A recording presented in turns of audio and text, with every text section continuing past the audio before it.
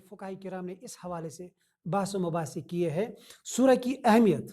اس کے معنی و مفاہیم کی جو گہرائیاں ہیں، اس کو دیکھ کر ان لوگوں کا موقف زیادہ مضبوط اور صحیح لگتا ہے جو اس کو ہر شخص کے لیے پڑھنا لازمی قرار دیتے ہیں کہ جب تک نماز میں سورہ فاتحہ نہ پڑھی جائے، چاہے امام کی اقتداء میں ہو یا انسان انفرادی نماز پڑھے، امام کے لیے بھی ضروری ہے اور مقتدی بھی کے لیے بھی ضروری ہے۔ یہ چیزیں تب زیادہ سمجھ میں آتی ہے جب اس سورہ مبارکہ کی ہم معنی و مفاہیم پر غور فکر کرتے ہیں، تبھی ہم احادیث کی اہمیت بھی ہمیں سمجھ میں آتی ہے کہ جن میں رسول اکرم صلی اللہ علیہ وسلم نے فرمایا لا صلاۃ لمن لم یقرأ بفاتحۃ الکتاب، انہی معنی و مفاہیم کو دیکھ کر، ورنہ کسی اور سورہ کے بارے میں ایسا نہیں کہا گیا ہے۔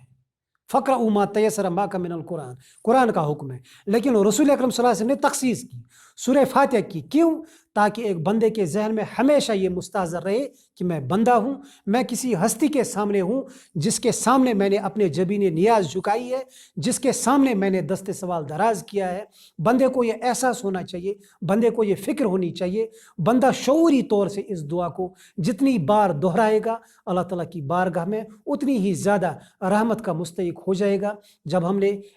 بالکل حکم ہی لگایا کہ آپ کو پڑھنا ہی نہیں ہے، تو ہم ایک بڑی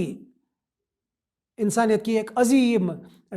تعداد کو اس خیر سے محروم کرنا چاہتے ہیں۔ زیادہ سے زیادہ اگر اس حوالے سے قرآن و سنت کو سامنے رکھ کر کوئی چیز کہی جا سکتی ہے، زیادہ سے زیادہ جہری اور سری نمازوں کا فرق کیا جا سکتا ہے۔ بصورت دیگر یہ سورہ اپنے معنی، اپنے مفہوم، اپنے تشریح اور تشریح کے لحاظ سے یہ خود چیخ چیخ پکار پکار کر کہتی ہے کہ میرا پڑھنا، مجھے دہرانا ان معنی و مفاہیم کے لیے ہی اللہ تعالیٰ اور اس کے رسول صلی اللہ علیہ وسلم نے